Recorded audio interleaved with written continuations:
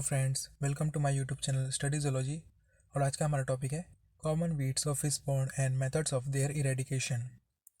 Video को start करने से पहले अगर आपने मेरे इस चैनल को सब्सक्राइब नहीं किया है तो प्लीज़ सब्सक्राइब के बटन को दबाकर मेरे इस चैनल को सपोर्ट कीजिए। तो चलिए वीडियो को स्टार्ट करते हैं। Fish scientist managing fish pond, tank etcetera face the problems of weed controls mainly. If these weeds are uncontrolled, they can have adverse effect on fish products. It is beneficial in controlling quantities along with keeping aquatic life healthy. This is also used as food for fishes. Also, nutrients are supplied from groundwater etc. to the ecosystem. Fish pond और tanks को manage करने के लिए scientist को बहुत सारी problems का सामना करना पड़ता है।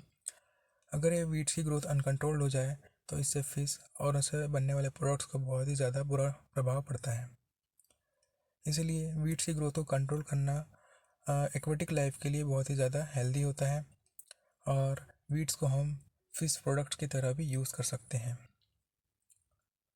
वीड्स की ग्रोथ के लिए न्यूट्रिएंट्स किसी भी इकोसिस्टम में ग्राउंड वाटर से सप्लाई होते हैं।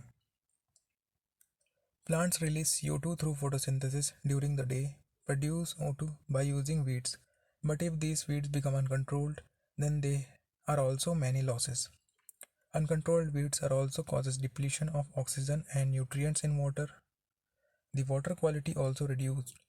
Therefore, their control is very important.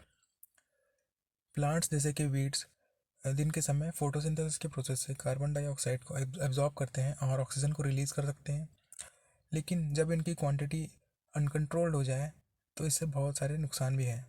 जैसे अनकंट्रोल्ड वीड्स की वजह से किसी भी वाटर बॉडी में ऑक्सीजन और न्यूट्रिएंट्स की कमी आती है और वाटर की क्वालिटी भी ख़राब होती है। इसलिए इन्हें कंट्रोल करना बहुत ही ज़्यादा इम्पॉर्टेंट होता है। Types of aquatic weeds. Free floating weeds, यह ऐसे वीड्स होते हैं जो पानी की सरफेस पर तैरते हैं और इनकी रूट्स पानी के अंदर होती है और यह ग्रोथ के लिए न्यूट्रिएंट्स पानी से ही एब्जॉर्ब करते हैं। इसके एग्जांपल्स हैं water hyacinth, eichhornia, azolla, lemna, pistia etcetera. Second is emergent weeds. These are such plants whose roots are in the bottom and stem and leaves remain in or above water. ये ऐसे plants होते हैं जिनके roots पानी के तल पे होते हैं और इनके लीव्स और स्टेम्स पानी की सरफेस के ऊपर होते हैं। इसके एग्जांपल्स हैं water lily and lotus. Third is submerged weeds. These are of two types.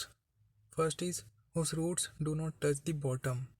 ये ऐसे प्लांट्स होते हैं जिनके रूट्स पानी के तल को टच नहीं करते, जैसे hornwort, utricularia. Second is those plants whose roots remain attach to the bottom. ऐसे प्लांट्स होते हैं जिनके रूट्स पानी के तल से जुड़े हुए होते हैं। इनके एग्जांपल्स है hydrilla, vallisneria, water nymph. Fourth is marginal weeds. These are found on the banks of pond and are generally found in shallow water. ऐसे वीड्स होते हैं जो किसी पानी के किनारे या फिर छिछले पानी में पाए जाते हैं। इसके एग्जांपल्स हैं टाइफा, जसिया, sagittaria and various type of grasses.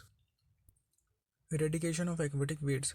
Excess of aquatic weed is harmful for pond and other water places. It is also affect the productivity of fish. This should be taken out of the water from time to time. Weeds की uncontrol growth किसी भी Pond's और other water bodies के लिए बहुत ज़्यादा harmful होती है। इससे फिश की प्रोडक्टिविटी भी अफेक्ट होती है, इसलिए इनका टाइम टू टाइम रिमूव करना बहुत ज़्यादा ज़रूरी होता है। Control methods of aquatic weeds and algal blooms. First is manual method.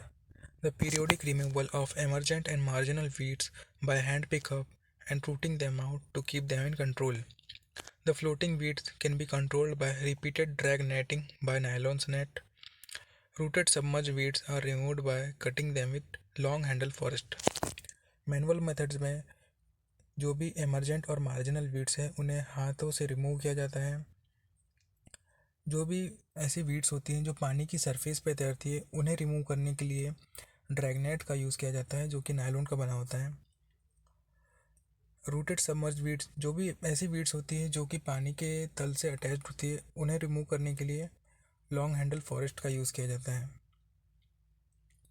Second is mechanical method. Control of weeds by mechanical method is done only on limited states. During recent years, diesel-operated machines like weed harvester and weed cutters are also used for irradiation of weeds.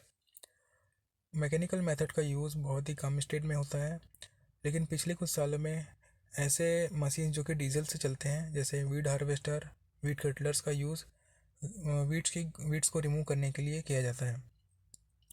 Periodic draining and drying of pond is also effective to control the weeds.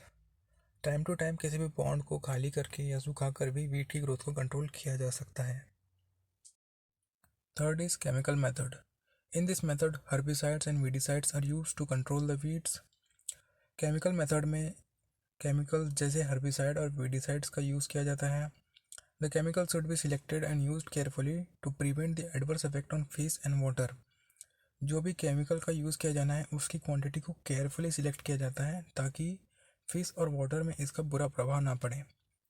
Chemical जैसे 2,4-D 2,4-डाइक्लोरोफिनॉक्सी acetic acid, जिसे 4.5 to 6.5 kg per hectare की quantity में use किया जाता है.